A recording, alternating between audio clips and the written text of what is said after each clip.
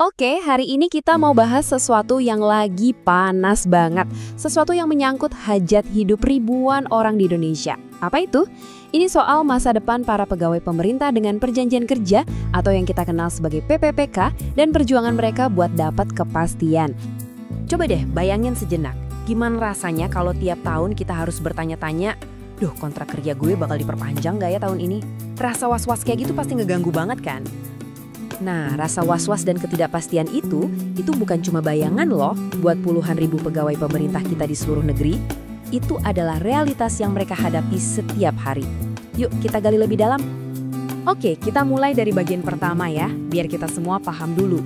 Siapa sih yang kita bicarakan ini dan apa persisnya masalah yang lagi mereka hadapi? Jadi, PPPK itu singkatan dari Pegawai Pemerintah dengan Perjanjian Kerja. Nah, kata kuncinya ada di situ, perjanjian kerja. Artinya, status mereka itu non-permanen, beda sama PNS, karena mereka bekerja berdasarkan kontrak yang ada batas waktunya. Dan ini bukan cuma sekedar kekhawatiran teoretis loh, ini beneran kejadian. Ada satu kabupaten di Sulawesi Selatan yang udah ngasih sinyal nggak bakal memperpanjang kontrak para PPPK mereka. Alasannya? Katanya sih karena anggaran terbatas. Kebayangkan betapa rentangnya posisi mereka? Nah, karena kondisinya kayak gini, para pegawai PPPK ini pastinya nggak tinggal diam dong. Mereka menyuarakan aspirasi mereka. Sekarang mari kita lihat apa sih sebenarnya tuntutan utama mereka. Tuntutan mereka tuh sebenarnya jelas dan to the point banget. Pertama, mereka pengen statusnya dialihkan secara otomatis jadi PNS. Kedua, prosesnya jangan pakai tes-tesan lagi.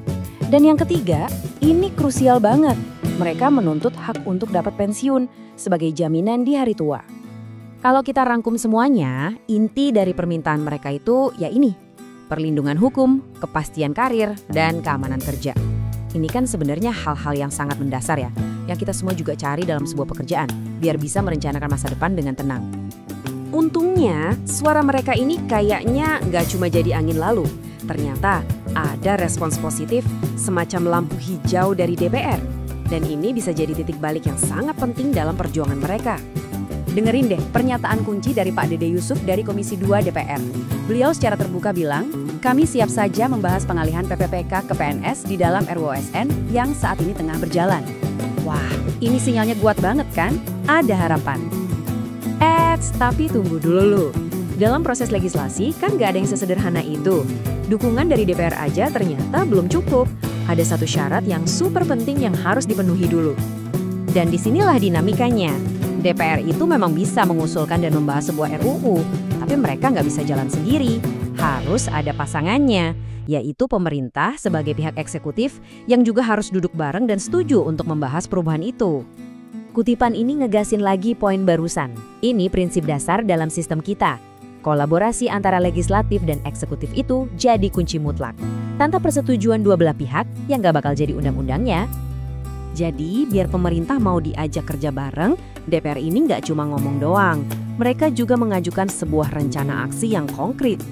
Secara spesifik nih, desakan ini ditujukan langsung ke Kemenpan RB, kementerian yang paling bertanggung jawab soal urusan aparatur negara. DPR minta mereka untuk segera bertindak. Dan inilah blueprint yang mereka usulkan. 4 langkah yang jelas banget. Pertama, koordinasi antar lembaga. Kedua, tindak lanjuti aspirasi PPPK. Ketiga, susun draft regulasi yang mencakup semua tuntutan utama.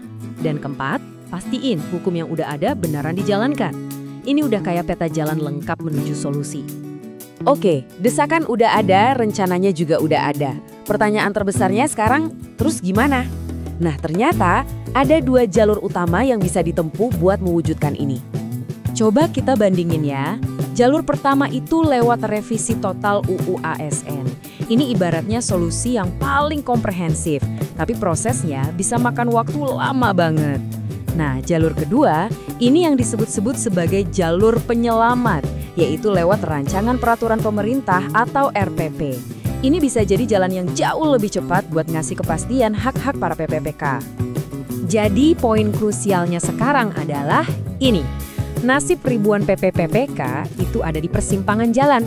Semuanya bergantung pada jalur mana yang bakal dipilih dan yang paling penting, apakah pemerintah setuju untuk melangkah maju bersama DPR. Ini kuncinya. Ujung-ujungnya semua diskusi, rekomendasi, dan proses ini kembali ke satu pertanyaan besar. Apakah perubahan peraturan ini pada akhirnya bakal beneran ngasih kepastian karir yang udah lama banget diharapkan oleh ribuan orang? Waktu yang akan menjawabnya.